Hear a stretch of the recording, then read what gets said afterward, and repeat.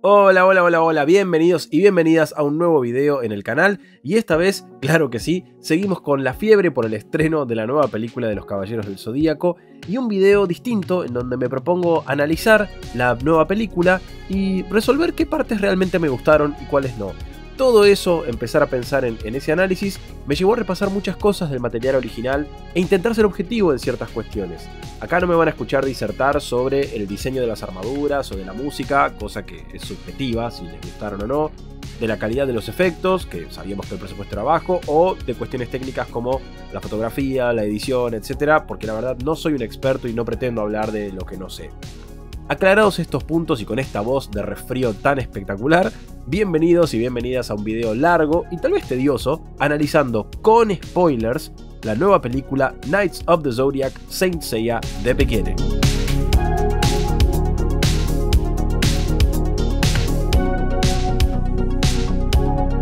En los 80s era sabido que hacer un manga ambientado en otro país que no fuera Japón o basado en culturas que no fueran la japonesa podía ir muy mal.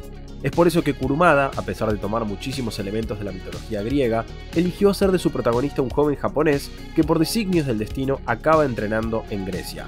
Además, el motor de la historia, que es la diosa Atena, justamente fue rescatada por un hombre japonés que la llevó a su mansión y la crió como propia. Al ser un manga, nunca identificamos los rasgos de Saori como occidentales u orientales, pero podemos asumir que al ser una deidad griega, lo más probable es que tuviera un aspecto occidental. Lo mismo sucede con otros personajes que, asumimos, tenían todos aspecto oriental, debido a ser hijos de un japonés o a provenir de tierras de Oriente como China. Un aspecto que pocas veces se aborda es cómo es que todos los personajes podían conversar entre sí, siendo que provenían de culturas tan distintas. Los caballeros dorados, en su mayoría griegos, los bronces, en su mayoría japoneses, todos teniendo charlas súper fluidas y sin nunca cuestionarse en qué idioma hablaba el otro. Esta decisión de Kurumada de traspasar los límites de las culturas y los idiomas se ve reflejada en esta película, donde además nunca se nos establece dónde sucede la acción. Todo esto planteado para que vean que hay muchísimas quejas y muchísimos comentarios que para mí no están muy bien fundados y que hablan más de ignorar el material original o de no comprenderlo del todo y entonces cuestionar este nuevo material sin ver que en realidad resuena bastante con aquel material original. La primera decisión que para mí fue súper acertada y valiente por parte de la producción fue escoger un protagonista de ascendencia japonesa. Con eso no solamente se ahorraban el acoso de los fans, sino que también abrían el abanico a por primera vez poner a un actor japonés como protagonista de una película dirigida a Occidente, apostando a una franquicia. Además, el resto del cast nos presenta orígenes y ascendencias tan variadas que da gusto ver cómo fluye en pantalla, sin jamás cuestionarnos si tal o cual personaje está bien representado. Madison Iceman y Nick Stoll de Estados Unidos, Diego Tinoco, latino debido a su ascendencia mexicana, colombiana y ecuatoriana, Mark Dacascos que proviene de Hawái pero que en su familia tiene antecedentes orientales, Sean Bean que es británico o Famke Janssen que es neerlandesa. Esto, pese a quien le pese, es súper sencillero, ya que cualquiera que analice a los personajes del material original podrá identificar la cantidad de nacionalidades que presenta. Escuché otra queja bastante común que es pero nunca te establecen dónde están, no dicen si están en Grecia, están en una isla, en una ciudad, ¿dónde están?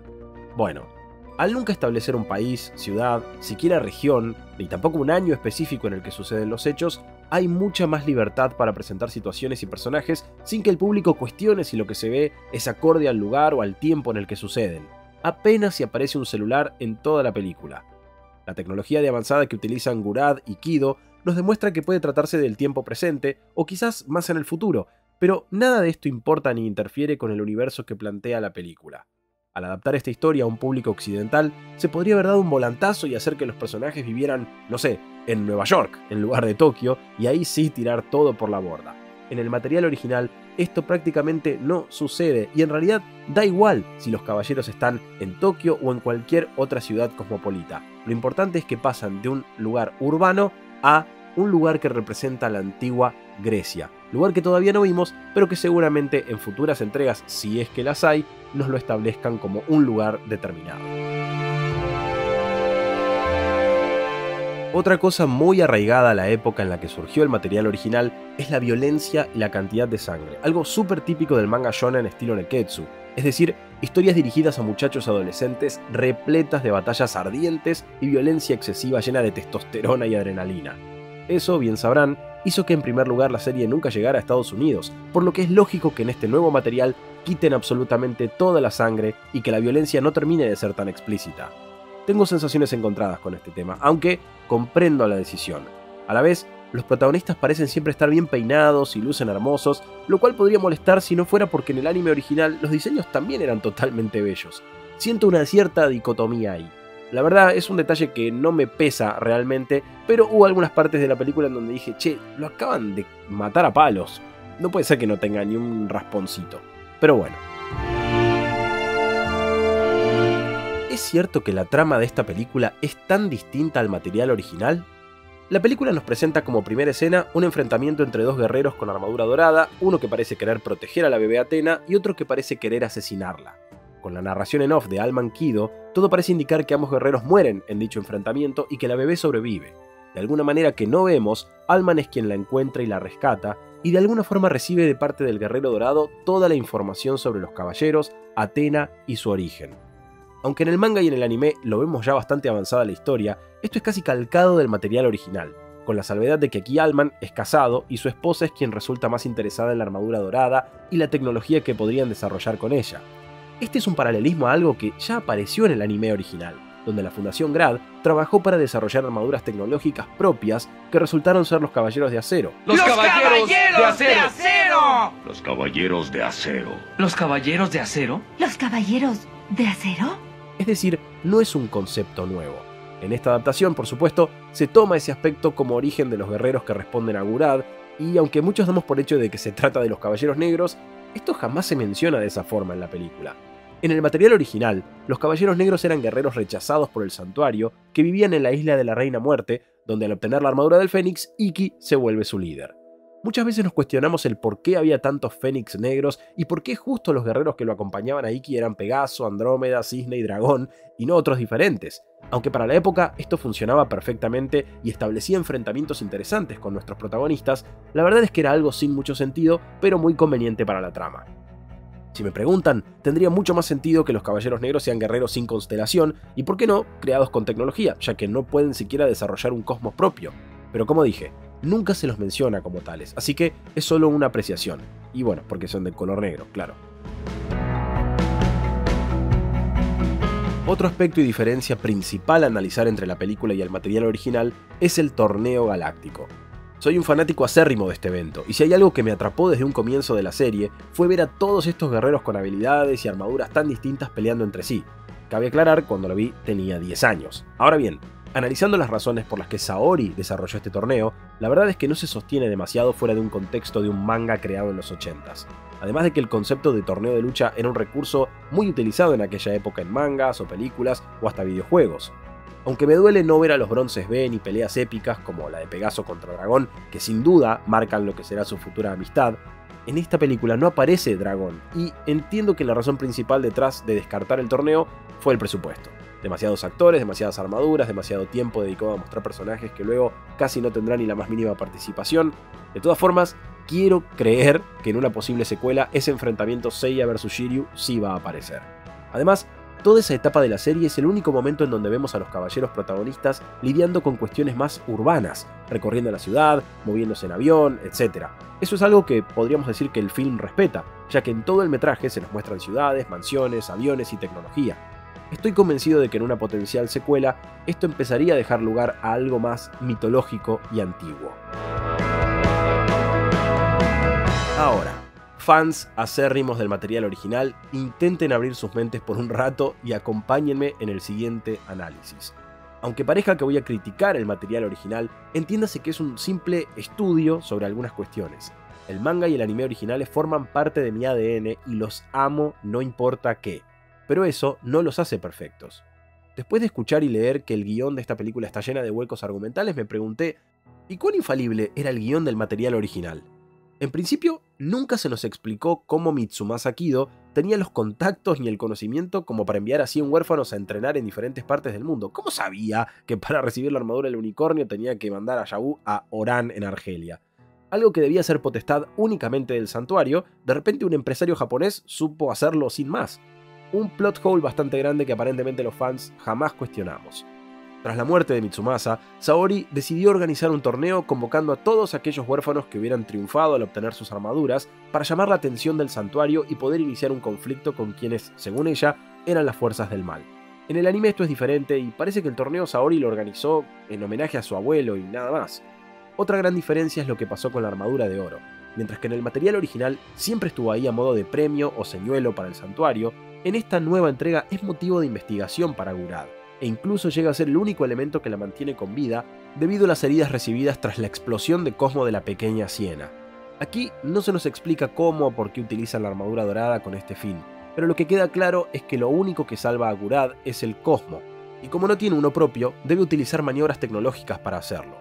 No sé si es el concepto que más me gusta, pero sí me parece algo súper apegado a las tramas de supervillanos de Occidente, por lo que creo que es una decisión acertada para acercarse a este público.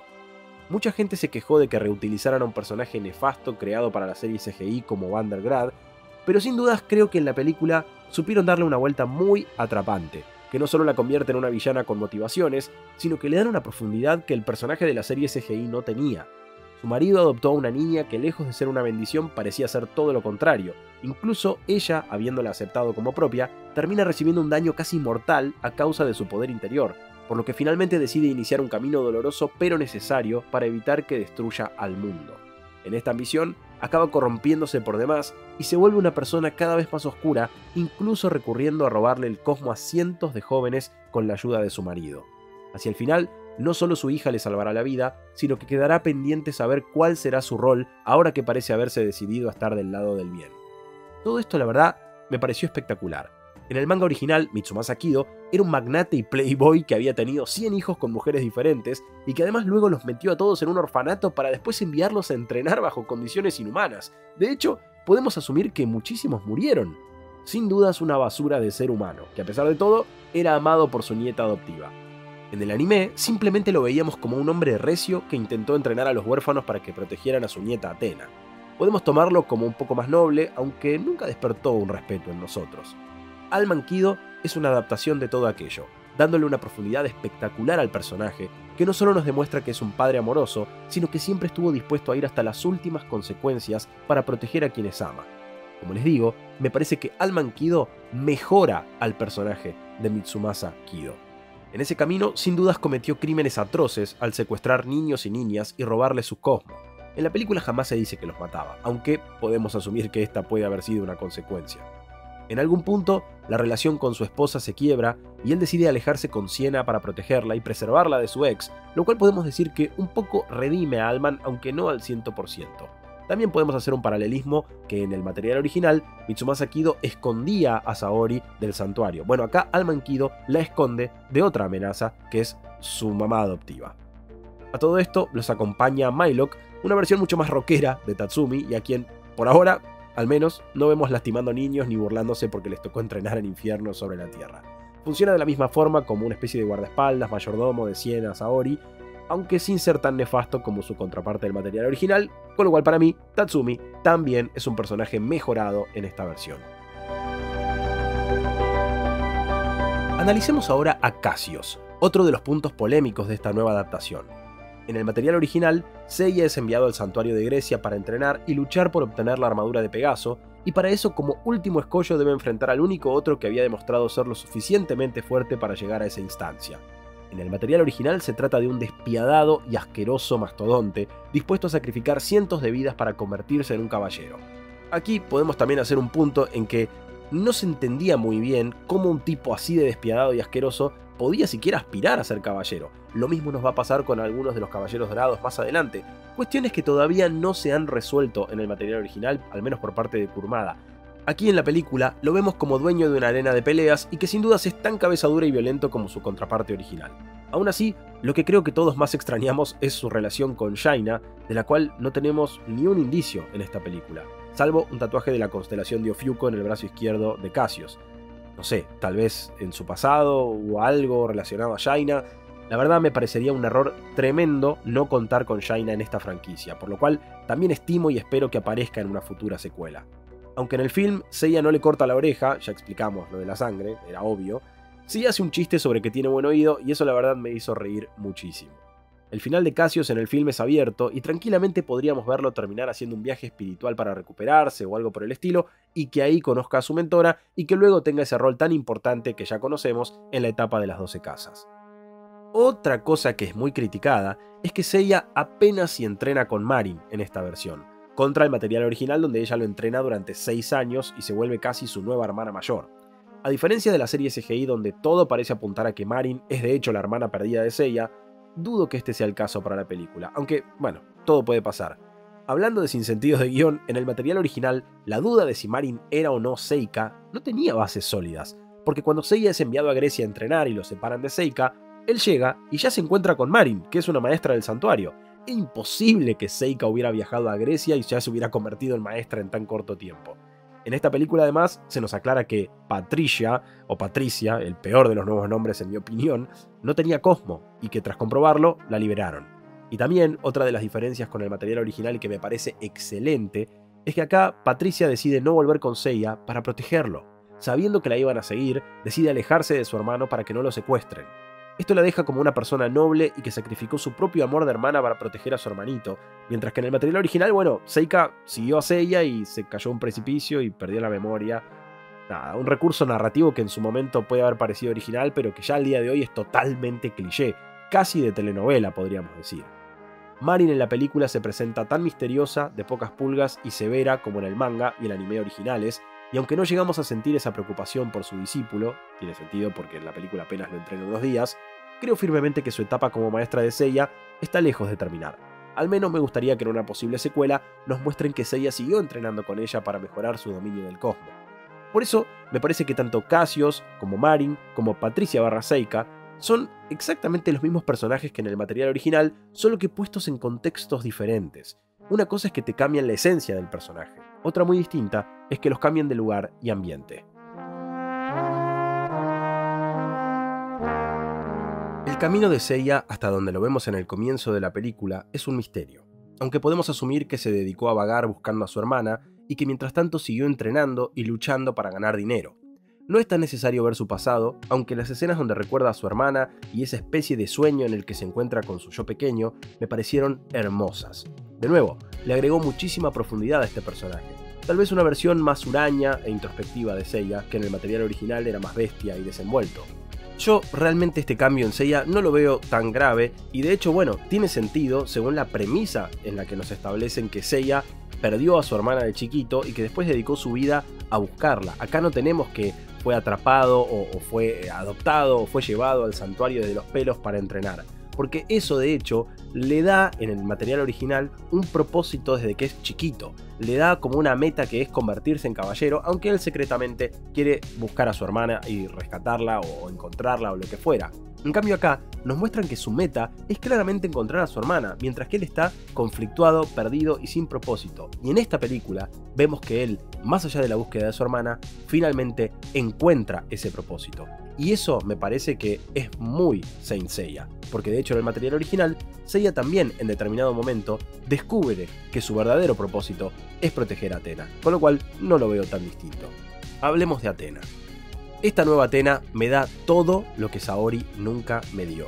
Más allá de mostrarla también como una niña rica con privilegios, aquí vemos realmente a una mujer conflictuada que lucha con este poder que no sabe controlar. En el material original, Saori lidiaba con su poder de manera casi natural. En el manga ella siempre supo que era la encarnación de Athena. En el anime se entera de golpe y parece que maneja el cosmos sin ningún tipo de, conflicto. La verdad, a esto se le sumaba que pocas veces podía hacerle frente a los enemigos, terminando siempre como una damisela en peligro. Nunca se entendió cómo, siendo una diosa, no pudo esquivar la flecha de Sagitta. Por más que muchos aseveren que se trataba de una flecha matadioses o algo por el estilo, la verdad eso no tiene mucho sentido. En cambio, Siena es consciente del peligro que implica su poder, lucha por contenerlo y, como bien dice en la película, siente que es una intrusa en su propio cuerpo. Un arco argumental espectacularmente trabajado que culmina cuando, gracias a Seiya, logra contenerse y parece dominar un poco su entidad divina. La verdad, es otro de los personajes que yo siento que se mejora mucho con esta película. Perdón Saori, te quiero mucho, pero Siena me gusta más. Y llegamos a Fénix, otro de los puntos criticados de la película. Vi que criticaron mucho la actuación de Diego Tinoco. A mí, la verdad, me gustó muchísimo. Como me gustó la actuación de absolutamente todo el cast. Y miren que era bastante escéptico con estos actores jóvenes tan nuevos. En mi opinión, el Ikki que conocemos del material original es un personaje como pocos se han visto. Un tipo noble y valiente que acaba corrompido y quebrado por un entrenamiento salvaje que incluso lo lleva a querer matar a su propio hermano por ambicionar ser el más fuerte, para luego redimirse y convertirse en un recurso invaluable para los buenos, aunque siempre manteniendo ese perfil solitario y conflictuado. Un personaje súper complejo y de los mejores de toda la historia del anime. El Fénix que conocemos acá, Nero o Niro, nos muestra un tipo muy rudo y muy poderoso que parece en un principio obedecer las órdenes de Gurad sin cuestionarla. De hecho, nos encontramos muchas veces pensando el porqué de esto, si es un esbirro o si es algo más. Incluso se rumoreaba que podía hasta llegar a ser hijo de Gurad y de Al-Mankido, pero esto nunca se dice en la película. En un momento pensamos que tal vez ella oculta un poder mucho más fuerte, o tal vez él le debe algo, o tal vez sus intereses sean otros, y de hecho, este es el caso. Nero parece apoyar la visión de que Athena es un peligro para la humanidad y por eso trabaja con Gurad para evitarlo, pero además, como él bien dice, su plan tiene dos partes, siendo la segunda, obtener la armadura dorada. ¿No les hace eco al material original? El film culmina con un Nero que parece haberse salido con la suya, alejándose con la armadura dorada en mano. Me encantaría ver en una secuela cuáles son sus verdaderas motivaciones y cómo resolverían al personaje. Por el momento, al menos por la actuación de Diego Tinoco, siento que sí se transmitió ese conflicto interno, ya que varias veces en la película lo vemos con gestos de preocupación o incomodidad, algo que claramente trasciende lo que están haciendo y que parece anclarse en algo más allá. Y un detalle que no me lo esperaba y me pareció espectacular es verlo utilizando el puño fantasma del Fénix, aunque era una versión un poco más tranqui, pero esa escena, ¡oh! Increíble. Dato de color, el tipo que tienen prisionero y al cual le aplica el puño fantasma se llama Dócrates. Otra queja recurrente es que en la película no se explica bien lo que es el cosmo ni qué son los caballeros. Para este punto me da la impresión de que hay gente con problemas serios de memoria que al salir del cine se olvidan partes de la película. Marin es quien le explica a Seiya no solo qué es el cosmo, sino que da la misma explicación icónica del material original sobre los átomos. Y sí, no les voy a mentir, esperé escuchar la legendaria frase de que los caballeros con un revés de la mano eran capaces de desgarrar el cielo y que de un solo puntapié habrían grietas en la tierra. Pero claramente intentaron mostrar a esta versión de los caballeros como luchadores con un poder extra, y no como máquinas de destrucción irrefrenables como sí tal vez pasaba en el anime. De hecho, en esto lo vi mucho más similar al manga, donde recién más adelante vemos a los santos como seres con un poder de destrucción alevoso. La realidad es que en un live action, para marcar la diferencia de poderes entre personajes, hay que ir de a poco. Por eso banco la decisión de mostrar más batallas cuerpo a cuerpo y no tantas técnicas espectaculares, que además también seguramente ahorraron presupuesto. De nuevo, gente, este es un recurso absolutamente animero. No voy a mentir, esperé que lo hicieran, pero que no lo hagan tampoco me molesta tanto, porque entiendo que están intentando entrarle a un público nuevo. Es como pasó con muchas cosas de Marvel, en un principio fueron de a poco, y una vez establecidos como franquicia dieron rienda suelta a las cosas más comiqueras, como los trajes, etc., y la gente las aceptó de forma más orgánica. No podemos pretender que el público neutral vea a un muchacho gritando meteoros de Pegaso y no sienta un poco de cringe. Salgamos de nuestro lugar de fans, es así. Además, Saint Seiya siempre se presentó como una historia más dramática, más melodramática, con algunos toques muy pequeños de comedia y mucha acción. Esto no es Dragon Ball, en donde tal vez el espíritu original de aventura y comedia hace que tal vez que griten las técnicas puede quedar un poco más orgánico. Acá medio que hubiera quedado descolgado, así que en principio banco que no lo hayan puesto. Sí, también banco que lo pongan más adelante, pero de a poco se va llegando a ese punto, creo yo. Realmente no comprendo a aquellos que dicen que el guión de la película tiene errores o huecos argumentales. Para mí está todo muy claro. Por supuesto que faltan cosas por explorar y creo que una de las cosas más flojas de la película es que algunos personajes pierden la capacidad de asombro a lo largo del metraje.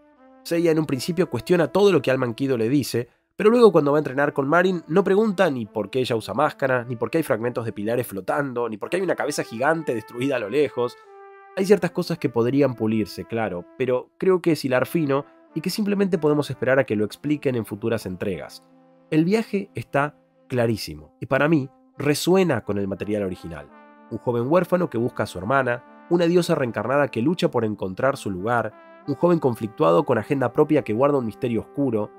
Detrás, los responsables de haber rescatado a la diosa se vuelven rivales y su lucha acaba por desatar lo que más temían. Y gracias al valor, la perseverancia y el honor del protagonista, ella y el mundo son salvados y puede darse lugar a la parte más amplia y apasionante de la historia. Quedan muchas cosas por explicar. El origen de las armaduras, el por qué la de Pegaso evolucionó en un momento de la película, si la que lleva Marin es la definitiva o una versión de entrenamiento, etc. Y sin duda alguna queda lo más espectacular por ver: la presentación de Dragón, Andrómeda y Cisne, la irrupción del santuario y, claro, la aparición de los Caballeros Dorados. Deseo fervientemente que esta franquicia continúe, para que tengan la oportunidad de explorar aquello que fue lo más exitoso de la franquicia original. Recordemos que toda esta primera parte, Torneo Galáctico hasta que Ikki huye con la armadura dorada, no solo contaba con diseños bastante simples y poco memorables en el manga, sino que además no fue la etapa que marcó el éxito de la franquicia. De hecho, todo lo contrario, no le iba muy bien. El verdadero Saint Seiya es el que comienza en la saga de las 12 casas, y tal como vimos en la segunda temporada de la serie CGI, todo mejora cuando se llega a esa parte. Pero para eso hay que recorrer un camino, hay que construir personajes que nos importen y que les importen sobre todo al público que no conoce la franquicia, y de a poquito ir presentando los conceptos clave para esta gran galaxia en la que nos encontramos con Saint Seiya. Espero que la película Knights of the Zodiac tenga éxito y que en un futuro los fans nos unamos para disfrutar de un verdadero live action donde veamos a los Caballeros del Zodíaco brillando en todo su esplendor.